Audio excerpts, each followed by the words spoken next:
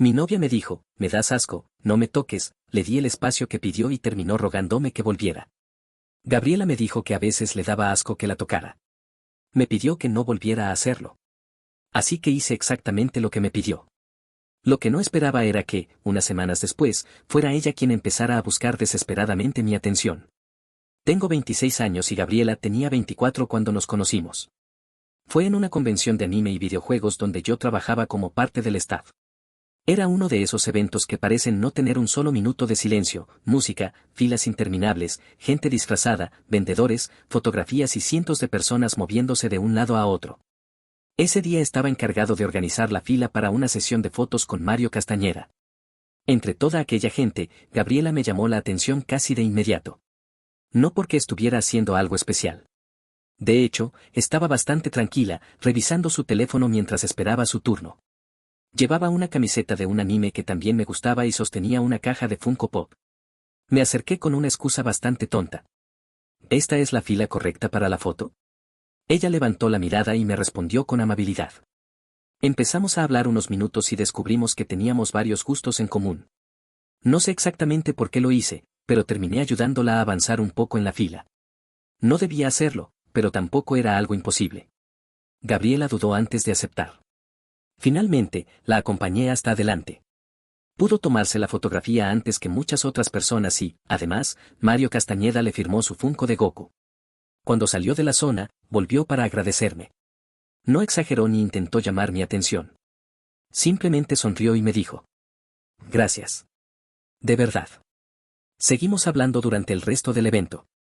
Cada vez que tenía un descanso, buscaba la manera de acercarme. Hablábamos de anime, videojuegos, películas y música.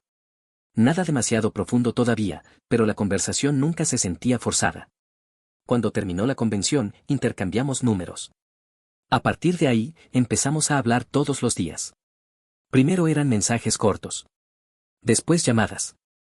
Luego empezamos a vernos fuera de los eventos. Nuestras primeras citas fueron sencillas. Caminábamos, comíamos algo, entrábamos a tiendas de videojuegos o veíamos alguna película. Con el tiempo, dejó de sentirse como si estuviéramos intentando conocernos. Simplemente estábamos juntos. Unos meses después le pregunté si quería que formalizáramos la relación. Sí, respondió casi de inmediato. No hubo una gran escena. No hizo falta. Durante los primeros meses, todo fue bastante tranquilo. Podíamos pasar una tarde entera juntos sin hacer nada especial. Cocinábamos, jugábamos, veíamos series o simplemente estábamos en el mismo lugar. Yo siempre he sido una persona muy física. Me gusta abrazar, tomar de la mano, recostarme junto a mi pareja, tocarle el brazo mientras hablamos. Para mí, ese tipo de contacto siempre ha sido una forma natural de demostrar cariño. Gabriela lo sabía desde el principio. Y durante mucho tiempo, no pareció molestarle. Nuestra intimidad también era frecuente y, desde mi perspectiva, ambos estábamos cómodos con ella. Eso fue así durante aproximadamente el primer año. Después empezaron los cambios. Al principio eran pequeños. Gabriela comenzó a decirme que podía ser intenso. A veces comentaba que hablaba demasiado de ciertos temas. O que tenía hábitos que le resultaban molestos. Nada de eso parecía suficiente para pensar que nuestra relación estuviera en peligro. Si algo le molestaba, yo intentaba corregirlo. No me consideraba una persona difícil para convivir. Pero ahora sé que estaba prestando atención solamente a lo que podía solucionar, no a lo que ella realmente estaba tratando de decirme. Una tarde estábamos en mi departamento viendo televisión después de comer. Yo estaba sentado junto a ella y, como había hecho cientos de veces, apoyé una mano sobre su pierna. Fue entonces cuando Gabriela soltó una frase que, en ese momento, no entendí. ¿Sabías que hay estudios que dicen que los hombres se aburren de la misma mujer después de un año de tener relaciones? Me reí un poco.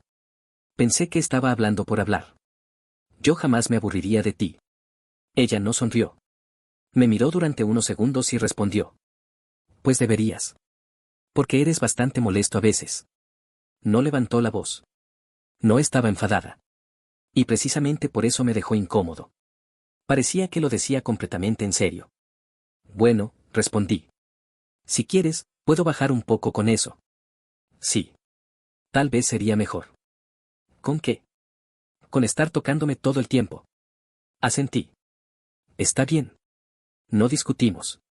Cambiamos de tema y seguimos viendo la televisión. Pero yo sí me tomé sus palabras en serio. Pensé que quizá necesitaba más espacio. Así que empecé a apartarme. Dejé de abrazarla espontáneamente. Dejé de buscar su mano. Si estábamos sentados juntos, esperaba a que fuera ella quien iniciara cualquier contacto. Incluso cuando tenía ganas de acercarme, me contenía. Quería respetar su límite. Al principio, Gabriela no dijo nada. Seguimos viéndonos y hablando normalmente. Pero la relación empezó a sentirse diferente. Había una distancia que antes no existía. No era algo que otra persona hubiera notado necesariamente. Yo sí. Y entonces llegó el día que terminó de cambiar las cosas. Era entre semana y yo estaba trabajando en mi computadora cuando recibí un mensaje suyo. Amor, voy directo a tu casa. Tuve un día horrible y en mi casa nunca me dejan descansar. Le respondí que claro. No pensé que aquella visita fuera a terminar de la manera en que terminó. Como sabía que estaba cansada, intenté prepararle un lugar cómodo. Encendí el aire acondicionado de mi habitación porque sabía que le gustaba dormir con el cuarto fresco. Después pedí comida. Ni siquiera tuve que preguntarle qué quería. Pedí una cheeseburger, la que normalmente escogía cuando estaba cansada o de mal humor. Cuando llegó, entró al departamento sin demasiada energía. Dejó sus cosas y se sentó. Me acerqué para saludarla. Pero no hubo beso. No hizo ningún movimiento para acercarse. Simplemente abrió la comida y empezó a comer. No dije nada. Pensé que quizá realmente había tenido un día terrible. Esperé. Cuando terminó, se recostó un poco hacia atrás. Parecía tensa. Me senté a su lado y tomé su mano. Después puse la otra sobre su hombro y comencé a darle un masaje suave. No estaba intentando iniciar nada. Solo quería que se relajara. Su reacción fue inmediata. Se apartó bruscamente. Ya sé para dónde vas. Me quedé quieto. ¿Qué? Siempre te la pasas tocándome. Solo te estaba dando un masaje. No quiero. Retiré las manos. Está bien. Pensé que te ayudaría porque dijiste que tuviste un mal día. Perdón. Ella no respondió. Simplemente se levantó, caminó hasta la cama y se metió debajo de las cobijas. Cerró los ojos. Yo me quedé parado unos segundos, sin saber qué hacer. Al final, decidí dejarla descansar. Volví a mi computadora. Pasaron unos minutos.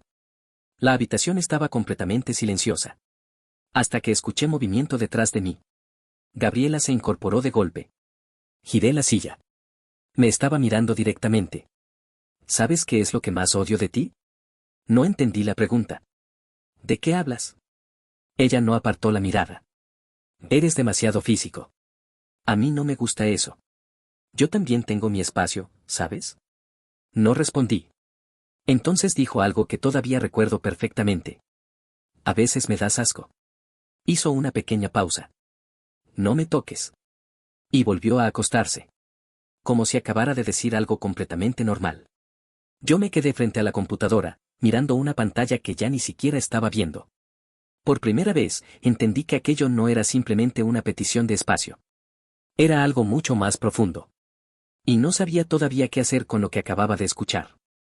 Me quedé varios minutos frente a la computadora sin hacer absolutamente nada. Gabriela estaba acostada detrás de mí, aparentemente dormida.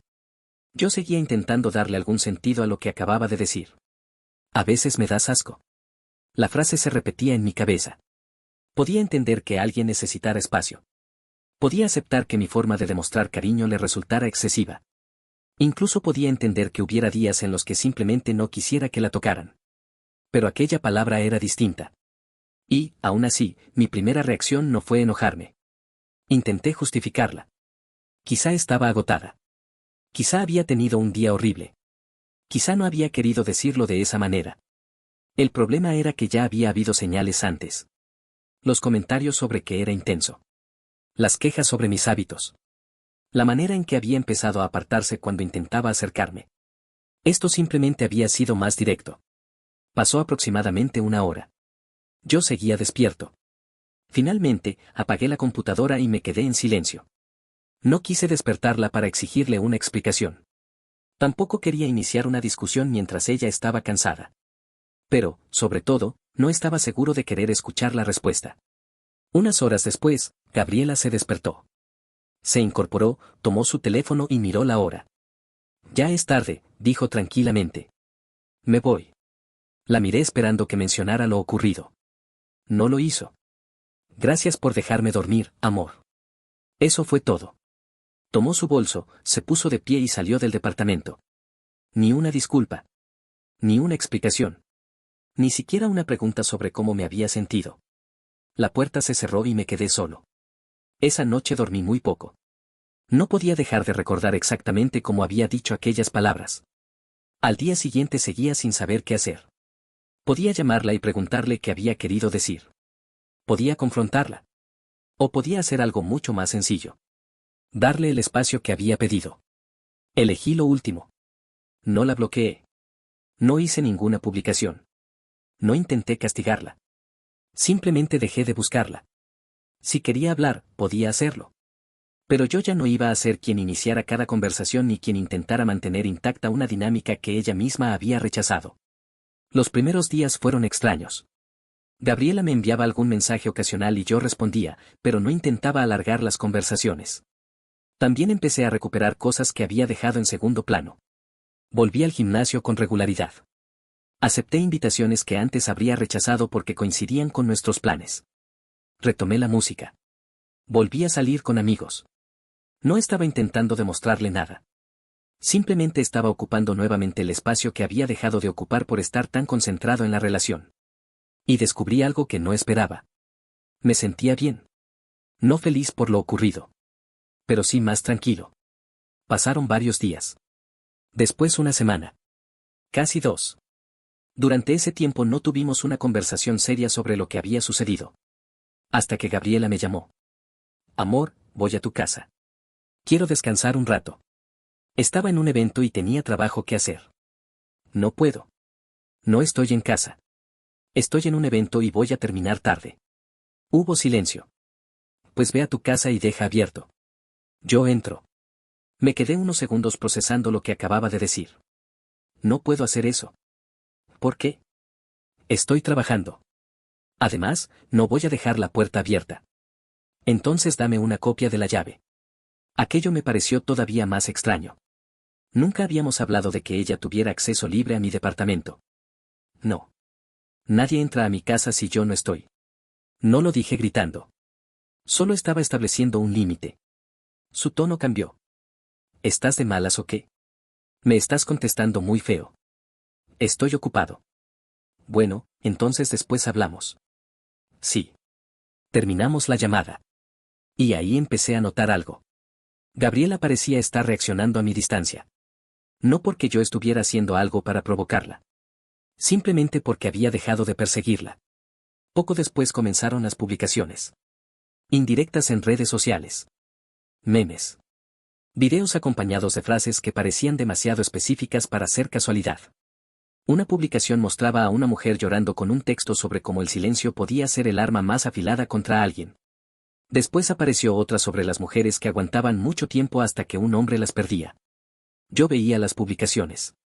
Pero no respondía. No iba a entrar en una guerra de indirectas. Si Gabriela quería decirme algo, podía llamarme. Los días siguieron pasando. Hasta que una tarde recibí una llamada suya. Contesté. Estoy afuera.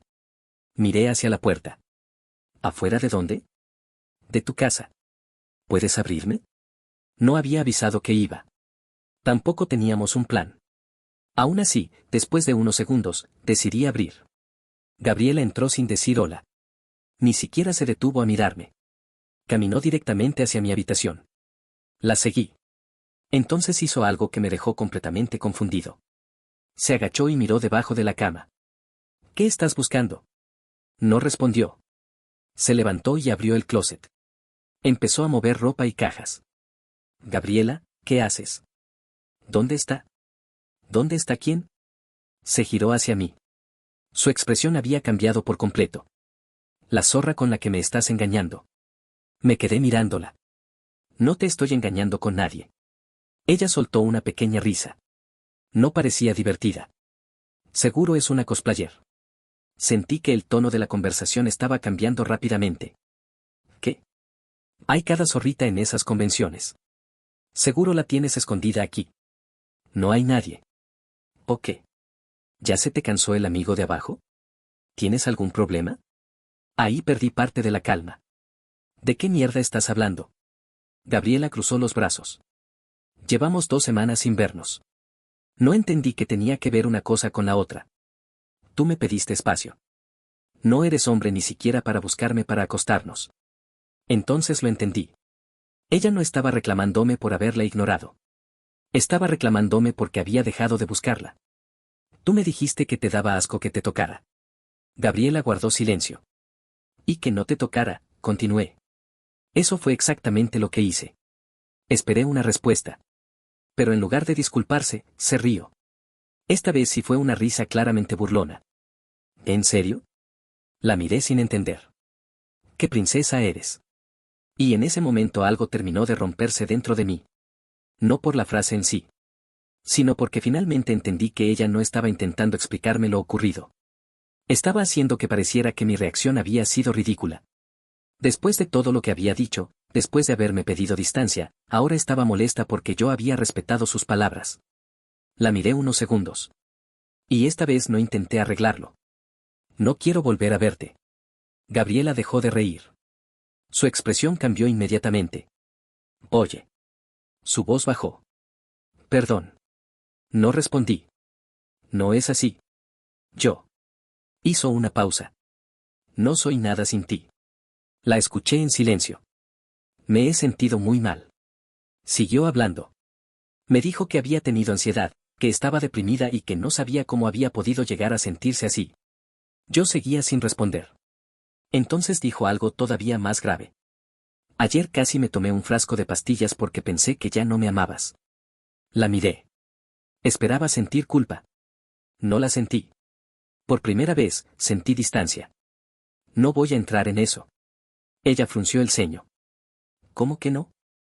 No puedes decirme que te doy asco, pedirme que no te toque, desaparecer durante días y después decirme que casi te haces daño porque yo no te busqué. Su rostro cambió. La tristeza desapareció. Entonces, ¿ya? Sí. ¿Así de fácil? Sí. Así. Se quedó callada. Después tomó su bolso. Antes de salir, se detuvo junto a la puerta. Me miró una última vez. Te vas a arrepentir. No respondí. La vi salir y cerré la puerta. Pensé que ese era el final. No sabía que al día siguiente iba a tener un problema mucho más serio que una ruptura. Al día siguiente empezaron a llegarme mensajes de personas que conocía.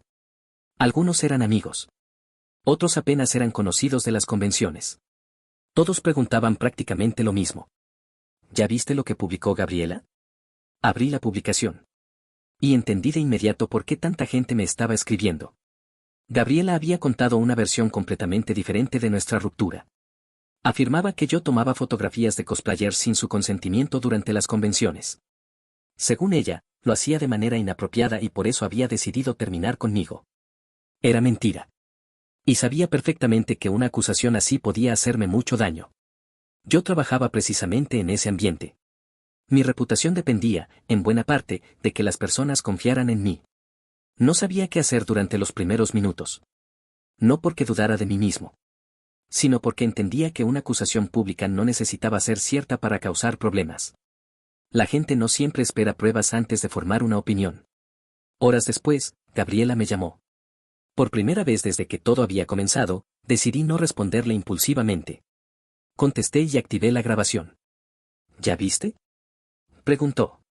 Su voz no sonaba triste. Sonaba divertida. Sí. Hubo una pequeña pausa. Entonces soltó. Se te va a acabar tu trabajo. No respondí. A ver quién te cree ahora. ¿Por qué estás haciendo esto? Porque puedo. Su respuesta fue inmediata. Y porque te lo mereces. La conversación continuó unos minutos más. No intentó aclarar nada. No negó lo que había publicado. Tampoco mostró arrepentimiento. Parecía estar disfrutando de la situación. Cuando terminó la llamada, me quedé mirando el teléfono. Tenía dos opciones.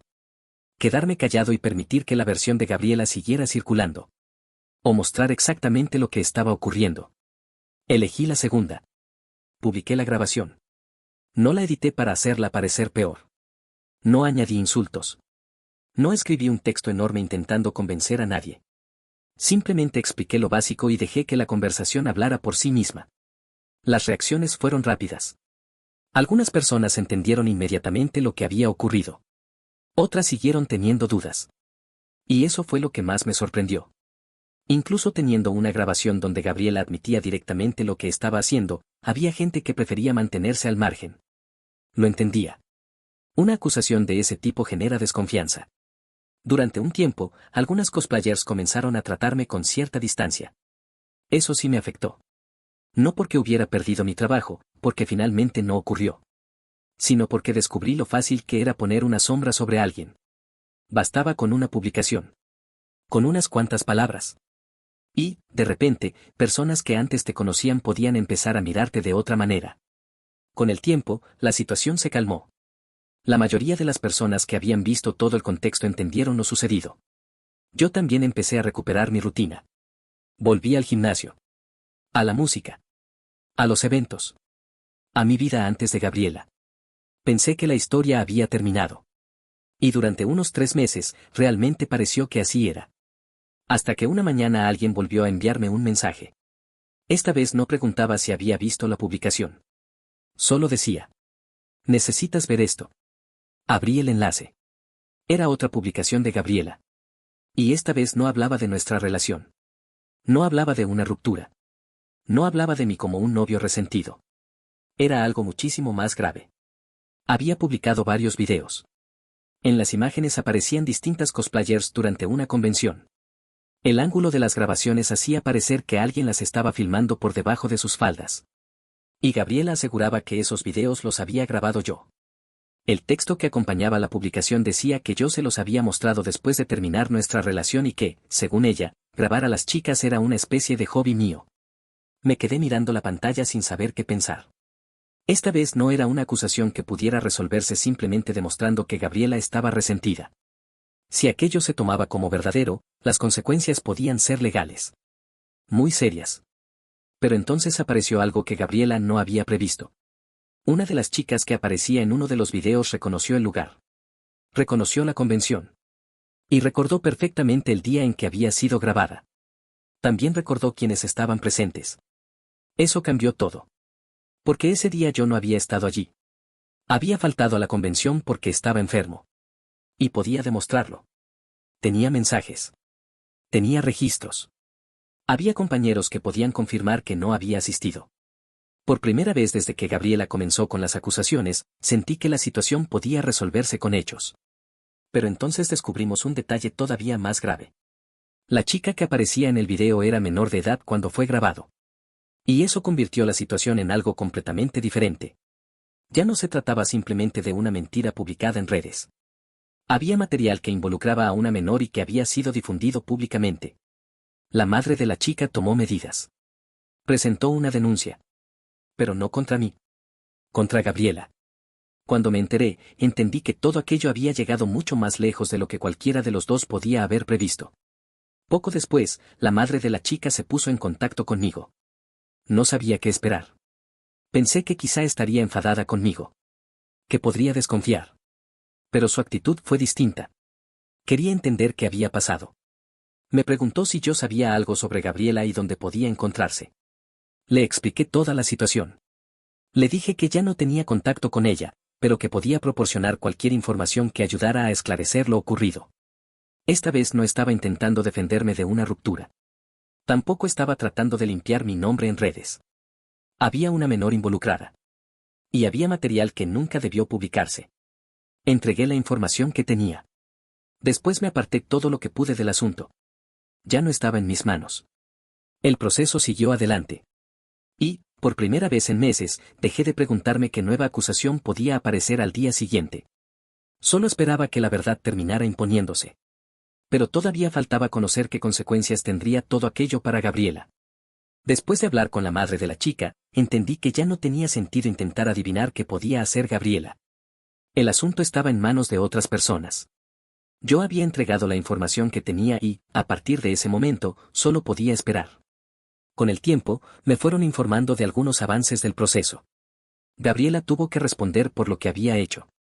La situación ya no podía solucionarse con una disculpa privada ni con otra publicación en redes sociales. Había difundido material atribuyéndomelo directamente y había involucrado a una menor de edad en el proceso. Finalmente, Gabriela recibió una condena de 6 meses de prisión. Además, tuvo que pagar una indemnización a la familia de la menor y posteriormente cumplir con trabajo comunitario. Cuando me enteré de la sentencia, esperaba sentir algo. Quizás satisfacción. Quizá rabia. Pero no sentí ninguna de las dos cosas. Solo una sensación extraña. Como si estuviera viendo el final de una historia que, desde mucho antes, había dejado de pertenecerme. Pensé en aquella primera vez que la conocí. La convención. La fila. El Funko de Goku. La conversación que tuvimos después. Era difícil relacionar a aquella persona con todo lo que había ocurrido después. Pero también entendí algo. La relación no había terminado el día que me dijo que le daba asco. Ni siquiera cuando publicó la primera acusación. Había empezado a romperse mucho antes. En los pequeños comentarios que yo prefería interpretar como bromas. En las cosas que me molestaban y que decidía dejar pasar. En la costumbre de intentar solucionar todo adaptándome yo. Y quizá el error más grande fue pensar que, si tenía suficiente paciencia, cualquier problema podía resolverse. No siempre es así. A veces una persona te dice claramente lo que siente y tú buscas una explicación que haga que duela menos. Eso fue lo que hice. Cuando Gabriela me dijo que no la tocara, la escuché. Cuando dijo que le daba asco, también debí escucharla. No porque tuviera razón en todo lo demás. Sino porque esa frase ya era suficiente información sobre el estado de nuestra relación. En lugar de eso, durante un tiempo intenté encontrarle una explicación. Pensé que estaba cansada. Que había tenido un mal día. Que quizá no lo había dicho en serio. Y mientras yo buscaba una forma de justificarlo, la relación seguía deteriorándose. Después vino todo lo demás. Las acusaciones. Las publicaciones. La llamada. La amenaza. Y finalmente algo mucho más serio que una pelea entre dos personas. Por eso ahora veo las señales de otra manera. No creo que cada comentario incómodo signifique que una relación está condenada. Tampoco creo que haya que abandonar a alguien por cualquier desacuerdo. Pero sí creo que existe una diferencia entre una dificultad normal y una falta de respeto que empieza a convertirse en un patrón. Y cuando aparece esa diferencia, no conviene ignorarla. Después de todo lo ocurrido, me volví mucho más reservado. No dejé de confiar en las personas. Pero aprendí a confiar también en mis propios límites. Si alguien me dice que necesita espacio, se lo doy. Si alguien me dice que no quiere que lo toque, lo respeto. Pero también entendí que respetar los límites de otra persona no significa aceptar que esa persona pueda humillarte, manipularte o castigarte por haberlos respetado. Eso fue probablemente lo más importante que aprendí. Durante mucho tiempo pensé que mantener una relación significaba aguantar ciertas cosas y tratar de arreglarlas. Ahora lo veo diferente.